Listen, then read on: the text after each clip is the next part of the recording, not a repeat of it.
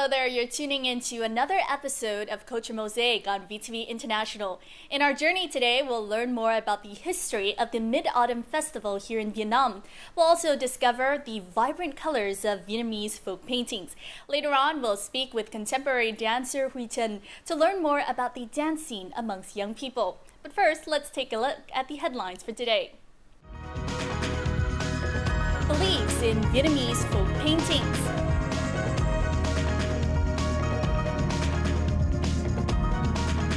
A look at the contemporary dance scene in our On the Mic with dancer Huy Trân.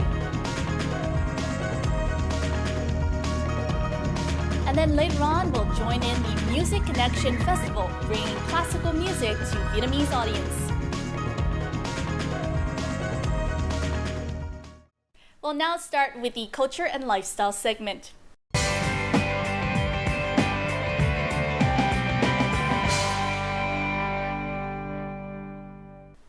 The Mid-Autumn Festival is one of the most famous festivals in the country besides the Tết holiday. A variety of mooncakes have already hit the market ready for the festival. In the cultural and lifestyle segment this week, we want to give you a closer look into how the festival has changed through time via one of its special dishes, the mooncakes. Let's have a look in the following. The Mid-Autumn Festival, which is believed to originate in China and is celebrated by many Asian countries, including Vietnam, falls on the 15th day of the 8th month in the lunar calendar. And the festival's flavors can all be found in mooncakes.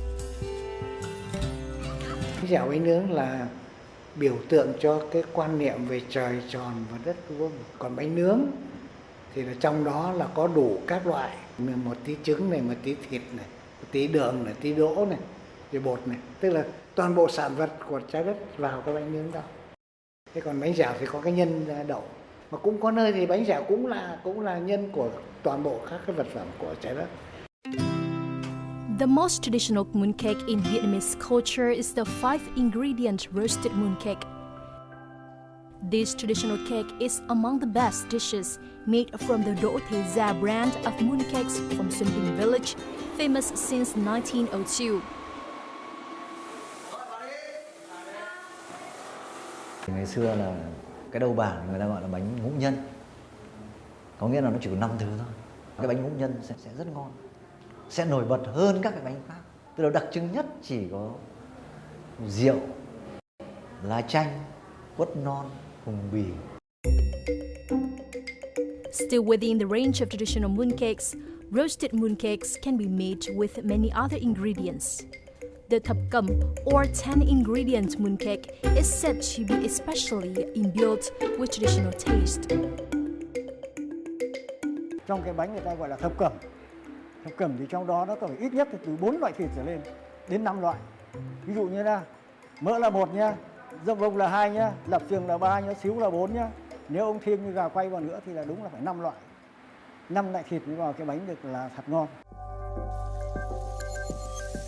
Making the char siu pork is considered one of the most intricate steps in making mooncakes. The fat is removed from the ham. After being marinated for an hour, the pieces are then fried or roasted until cooked. The pieces are then sliced thinner and boiled in sugared water to create aromatic and succulent char siu pork slices. Through time, traditional mooncakes still preserve their position as a symbol of the Mid-Autumn Festival. However, showing their desire to express creativity and skill, youngsters nowadays have created many modern versions of the mooncake. Among those creations, we have the Jelly Mooncake. Trần Bình Hy has made these jelly mooncakes for nearly 4 years now. Cái vị bánh của nó, bánh này ăn kiểu nó ngọt thanh nên nó không ngọt quá, mà rất dễ ăn, nó không bị ngấy. Cả cái nét đặc trưng của nó vẫn được giữ theo cái vẻ của truyền thống. Nó có nhiều màu sắc, nhìn rất bắt mắt và khiến cho trẻ em rất là yêu thích.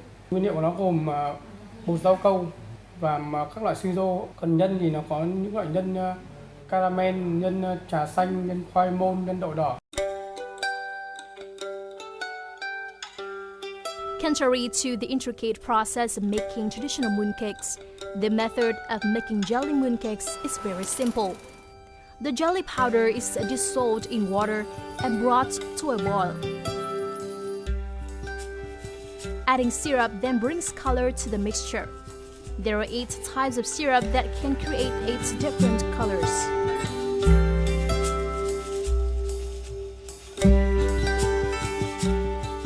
The mixture is then poured into a mold twice, with the fillings inserted twice.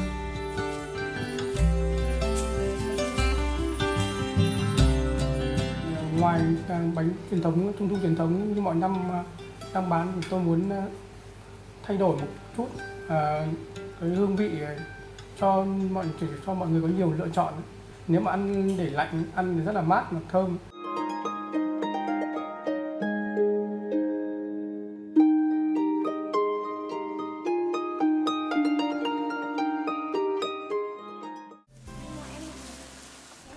Alongside adults, children also want to try their hand at creating their own mooncakes.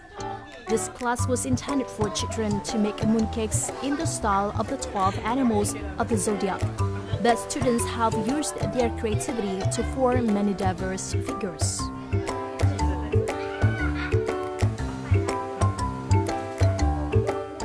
Con nặn hình con thỏ, bên trong là nhân đậu xanh. Khó nhất là lúc mà nặn các bộ phận cho thỏ, rồi bột nó lại dính vào tay. Khi đấy thì phải cho thêm bột sống hoặc là lấy mảnh bột mới thì nó mới không dính vào tay được. With the creativity of the little ones and the instruction of their teachers, this mooncake of a pig, one of the 12 animal zodiac signs, is slowly coming to life. Through the time, the mooncake's ingredients and recipes may change, but it will always play an important part of childhood and Vietnamese culture.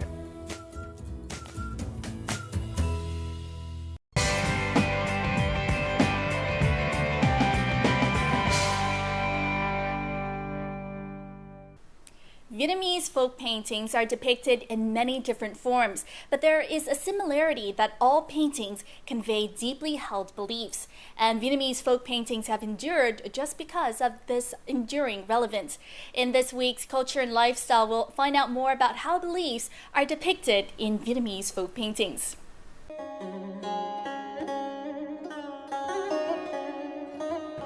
Vietnamese folk paintings are divided into 2 types: state paintings and worship paintings. Worship paintings vividly reflect the deification of natural phenomena and the Vietnamese belief in ancestor worship.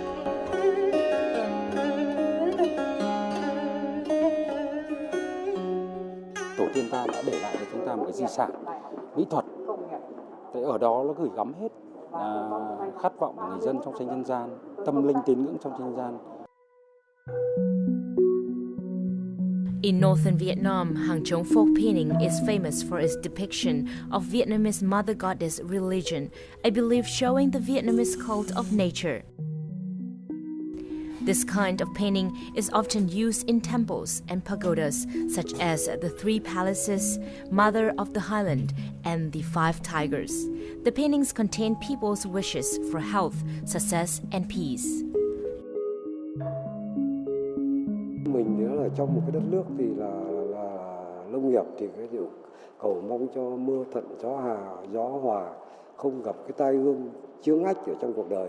Và ngoài ra thì là các anh hùng dân tộc thì là được nhân dân mình phong thánh, hiển thánh như tôi nói, ví dụ như là trong cái tranh thờ đạo mẫu thì có cái tranh Đức Thánh Trần. Ngoài Bắc thì là tín ngưỡng mẫu, thế còn cái tín ngưỡng chung khởi thủy nó lại là tín ngưỡng thờ nữ thần. Thì cái tín ngưỡng đấy là trải dài từ Bắc vào trong Nam. Ví dụ như là ở miền Trung thì phản ánh vào tranh làng Sình, còn ở miền Nam thì phản ánh vào tranh vải hay là tranh kính, mà rõ nét nhất vẫn là tranh kính.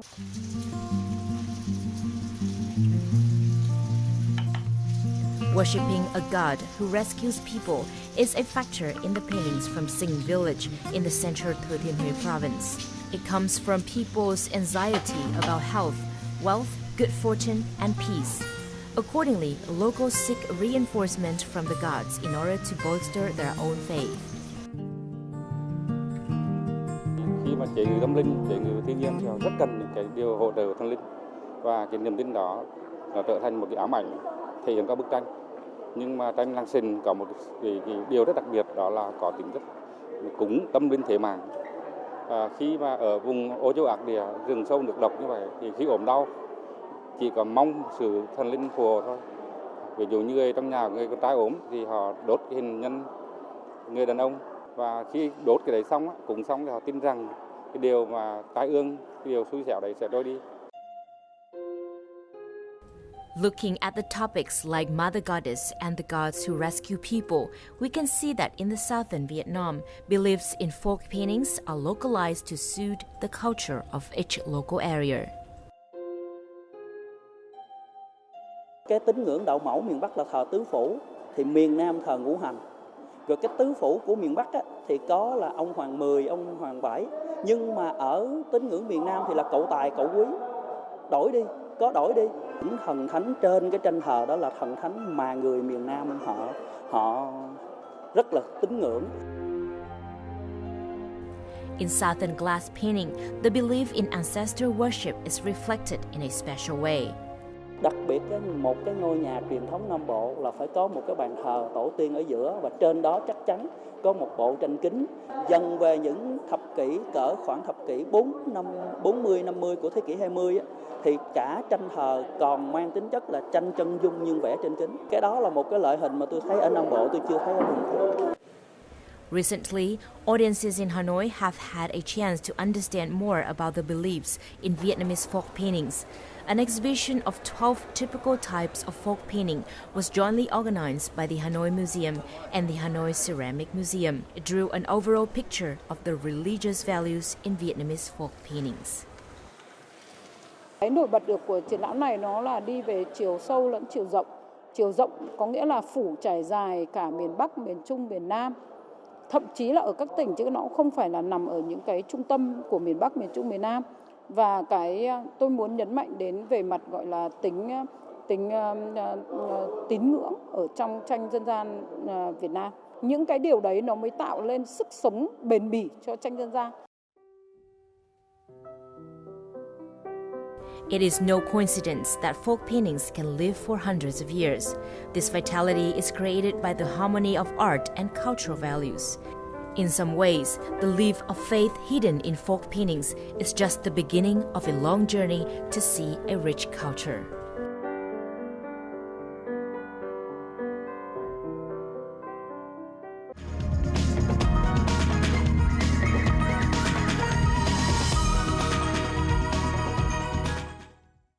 You're tuning in to Culture Mosaic, our weekly journal featuring the rich cultural diversity of the nation. We hope to become a bridge that connects artists and their work to our viewers out there. So if you want to continue the journey, stay with us, and through various cultural scenes, we'll learn more about Vietnam. We have a lot more in this week's installment coming up for you in just a moment.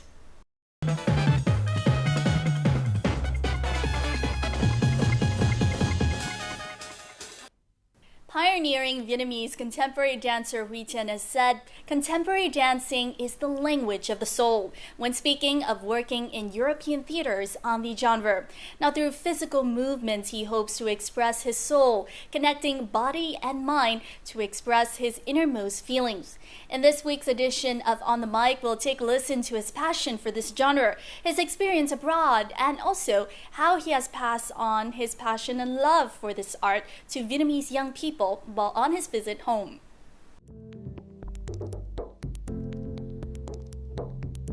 Huy Trân or Trần Tuyến Huy was born in Hanoi in 1987. The dancer started to work at the Vietnam National Opera and Ballet Theatre in 2006 after 7 years studying at the Vietnam Dance College.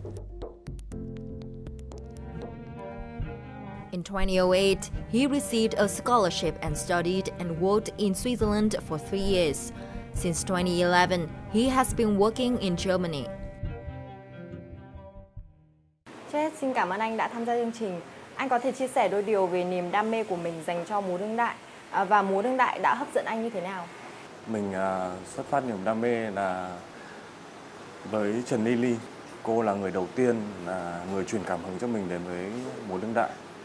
Thì cái niềm đam mê đấy nó được chứng minh và phát triển vào năm 2008 khi mà mình bắt đầu tham gia chương trình Tài năng trẻ múa Việt Nam. Sau đó thì may mắn là mình lại được nhận được học bổng từ Thụy Sĩ và mình đi học. Thì qua quá trình mà học tập, làm việc và phát triển của nó thì cái múa đương đại nó gần như là nó ăn vào trong cơ thể mình, ăn vào trong cái tâm hồn mình. Khi mà mình vẫn có thể sáng tạo, mình vẫn có thể múa được thì niềm đam mê đấy nó vẫn chưa dứt. Múa đương đại nó có cái tâm hồn trong đấy rất là nhiều. Người nghệ sĩ cũng có thể đem cái tâm hồn mình đến với khán giả gần hơn. Contemporary dance entered Vietnam in 1988. At the beginning, the genre was not officially taught at dance schools. In recent years, however, it has become more popular in the country. Audiences now have more chances to approach contemporary dance performances, such as those from Japan or internationally collaborative programs. More performances of Vietnamese dancers and contemporary dance lovers have been brought to stage both domestically and internationally. Anh nhận định như thế nào về sự tiếp cận của khán giả trong nước đối với thể loại múa đương đại và làm thế nào để thể loại này được phổ biến rộng rãi hơn ở Việt Nam? Vấn đề ở đây đó là sự cởi mở của người dân nói chung. Nếu như họ dành một chút thời gian để cởi mở, đi xem nhiều hơn các chương trình khác nhau thì dần dần họ sẽ tạo thành một cái văn hóa. Mình nghĩ rằng nhà nước, cụ thể hơn là Bộ Văn hóa hay là Hội Nghệ sĩ múa Việt Nam, rồi đến các nhà hát nên có một cái kế hoạch cụ thể tiếp cận đến tầng lớp là học sinh sinh viên. In 2011, Huy Trần moved to work in Germany. He performed at the Ballet-Hagen Theater until 2015 before working as a dancer in the Mannheim National Theater. Last year, he performed in 11 different dancing programs at the theater, such as Naked and Farewell. Anh hãy chia sẻ con đường đến với nhà hát quốc gia Mannheim của Đức. Trước khi về với Mannheim thì mình làm việc cho nhà hát Ballet-Hagen 4 năm. Thì khi đó mình bắt đầu cảm thấy là mình phải phát triển. Mình muốn phát triển thì mình phải học những cái mới, học hỏi những cái mới. Thì mình không thể làm một chỗ mãi được, mình không thể dậm chân tại chỗ mãi được. Thì mình mới quyết định là ok, mình đi, mình tìm một nơi mới, mình sẽ thử việc ở nơi mới. Thì may mắn là đến với Mannheim thì Mannheim ký ngay hợp đồng với mình ngay sau buổi thử việc đầu tiên. Là một trong những diễn viên múa hiếm hoi của Việt Nam làm việc tại nhà hát nước ngoài, vậy môi trường làm việc nước ngoài đã đem lại cho anh những cơ hội và thuận lợi gì trong việc phát triển kỹ năng và sự nghiệp của mình? Mình không phải lo nghĩ đến cái việc cuộc sống hàng ngày nhiều, chỉ tập trung cho công việc thôi. Mình học hỏi được của họ về sự kế hoạch trong công việc. Mình được làm việc thêm với những biên đạo nổi tiếng. Mình học được nhiều thể loại múa. Một cái kỷ niệm đó là mình làm việc với một biên đạo khán rất là nổi tiếng là Nin Chris này ạ. Thì lúc đó mình có rất là trẻ, mình mới về với Ballet-Hagen. Thường diễn viên trẻ cũng phải qua thêm một khoảng thời gian trước khi được vào vai chính. Thì mình được giám đốc tạo điều kiện cho mình là học ngay và đẩy mình vào ngay những cái tác phẩm chính và những vai chính. Thì có những lúc, có những thời điểm trên sân khấu là mình cảm giác mình không đứng dậy nổi vì mình quá mệt. Và mình có những lúc chỉ muốn khóc, tại vì là quá căng thẳng, mình quá nhiều áp lực. Nhưng mà khi mà qua được những cái thời điểm như đấy thì mình rất là sung sướng, biết ơn họ đã đẩy mình vào những hoàn cảnh khó khăn để mình trưởng thành nhanh hơn. During his trips back home, he takes a chance to share his experience and inspire young contemporary dance lovers. This is a rehearsal of final-year students at the Military University of Culture and Arts preparing for their graduation exam. Huy Trần designed the choreography and is spending his last days in Hanoi this time, helping them practice the dance. Anh Huy Trần dạy cho bọn mình rất nhiều những kỹ năng về môn múa đương đại. Tất cả những chi tiết anh đều truyền đạt lại cho bọn mình, làm cho bọn mình cảm thấy tiết học rất phong phú. To such young dancers, Huy Trân is an inspiration. He gives them much more than mere technique. Cách dạy của anh khá là thú vị. Anh còn dạy mình cách làm việc nghiêm túc, biết thả hồn vào múa và ở cái sự gắn bó đoàn kết của những thành viên. Mình có từng xem qua mấy cái clip của anh ấy. Nói chung là mình rất là thích, fan của anh ấy. Anh Huy Trân tạo cho mình cảm hứng, mà cơ thể mình thì lại không có điều kiện mấy. Thế nên là về môn múa đương đại thì mình có bị hạn hẹp. Nhưng mà từ khi học anh Huy Trân thì cơ thể mình được giải phóng. In addition, with his two Vietnamese friends in Germany, Hoàng Tú and Vũ Ngọc Khải, he has opened a series of workshops in Hanoi and Ho Chi Minh City since 2015 to encourage youngsters to nurture their passion for the modern genre. Ý tưởng thành lập của khóa tập huấn múa đương đại Contemporary Dance Workshop đến từ đâu? Và anh mong muốn chia sẻ những gì đến với các bạn trẻ yêu thể loại này tại Việt Nam? Thật ra cái ý tưởng đấy nó xuất phát rất là ngẫu nhiên, tại vì là cách đây chắc là 2 năm thì khi đó thì mọi người có một cái lịch nghỉ cùng nhau vào mùa hè. Thì khi mà ngồi nói chuyện với nhau bảo mình làm gì đi, mình không chỉ là về nghỉ về chơi nữa, mình về mình chia sẻ. Thì là ba anh em mới bắt đầu là nói chuyện và mở một cái workshop múa để chia sẻ và tiếp cận gần hơn đến khán giả Việt Nam. Thì sau khi cái buổi workshop đấy xong thì mình nghĩ là Việt Nam có rất nhiều các bạn trẻ vẫn còn thật sự là đam mê các bạn ấy, nhưng mà có thể là thiếu cái nguồn tiếp cận. Và năm nào mình cũng trở về như này thì tại sao mình không giữ lấy cái sự kết nối đấy để mọi người biết đến là mình đang làm gì, mình tại hiện tại ở châu Âu, và mình cũng muốn phát triển nó thêm để cái kết nối rộng hơn và chia sẻ nhiều hơn về múa. Không chỉ dạy các bạn múa cái gì mà mình muốn là các bạn hiểu được là múa thế nào, múa nó xuất phát từ đâu, về cái cơ thể của bạn nó cảm nhận như thế nào về múa. Thì khi mà các bạn hiểu hơn về múa ấy, mình nghĩ là các bạn múa gì cũng đẹp. Khi mà các bạn đặt tâm hồn các bạn vào trong múa thì cái múa nào nó cũng sẽ đẹp hơn. Anh có thể chia sẻ một chút về kế hoạch sắp tới của mình trong tương lai? Trong khoảng 2 đến 3 năm tới thì mình sẽ trở về Việt Nam. Nhưng mà mình rất muốn trước khi trở về thì mình tích lũy được thêm kinh nghiệm nữa tại châu Âu. Và mình muốn tiếp tục đi học thêm về biên đạo chính quy hoặc giảng dạy chính quy tại châu Âu. Thì sau đó mình sẽ có một cái nền tảng vững chắc hơn để khi mình trở về thì mình sẽ xây dựng chương trình hoặc là mình sẽ giảng dạy, thì mình sẽ có được một cái cơ bản hơn, một cách tiếp cận dễ dàng hơn đến những người đam mê nghệ thuật múa nói riêng và công chúng khán giả nói chung. Một lần nữa xin cảm ơn anh đã tham gia chương trình. Chúc anh sẽ gặt hái thêm nhiều thành công trong sự nghiệp của mình.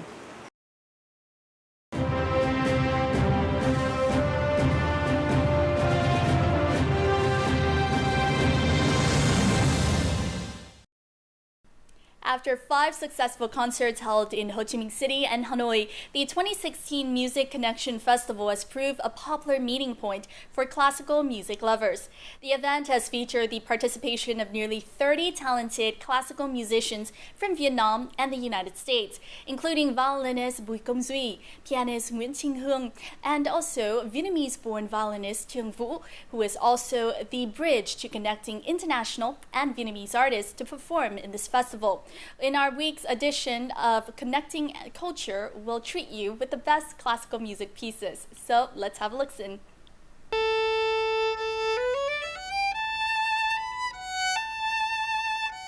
Trường Vũ is a Vietnamese-born violinist who has been praised for his exquisite playing by Pulitzer Prize-winning composer Yehuda Weiner.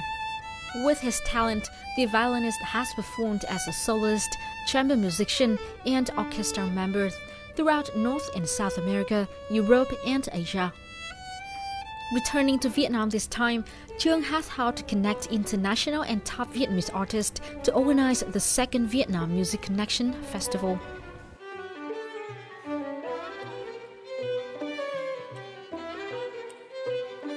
I have a lot of chances to work in Vietnam and abroad.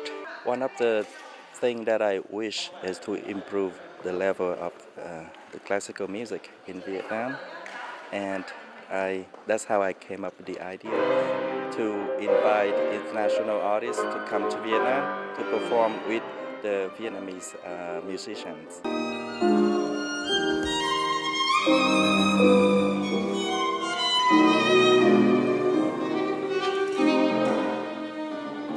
I'm friends with Trung Vu, who I met in school in Houston, Texas.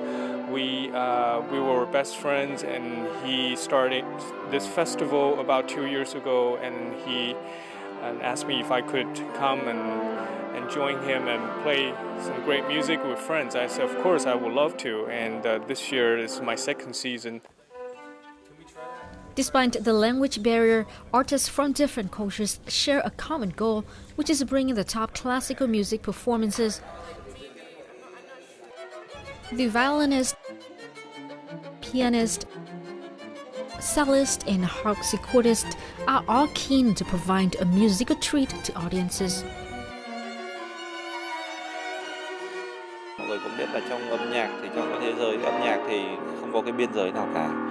Tất cả các nghệ sĩ các nước đều biểu diễn cùng nhau, và đó nó cũng tạo nên cái nét văn hóa đặc sắc.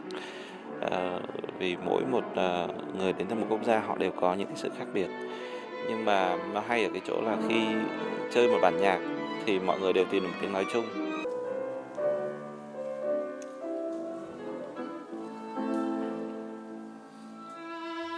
The last concert of Music Connection Festival took place in Hanoi with a summer rain.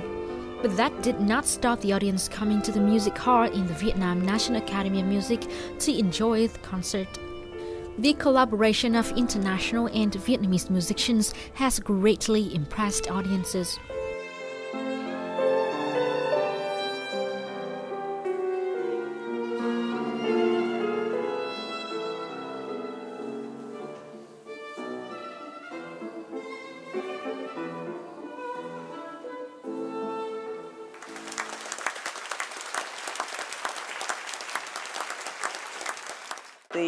The back was just a real treat. It was so special to be able to hear such wonderful music so beautifully done. But artists like Trung Vu want something greater, not just a music festival. I would like to expand it into education, more education. So I would like to organize more master classes for students in Vietnam so they can have a chance to learn from the best. And also I would like to organize concert abroad to bring Vietnamese artists to foreign countries. That is how we call it, Vietnam Connection Music Festival. The next season of Vietnam Connection Music Festival has been planning, promising to bring classical music lovers a more and more great concert.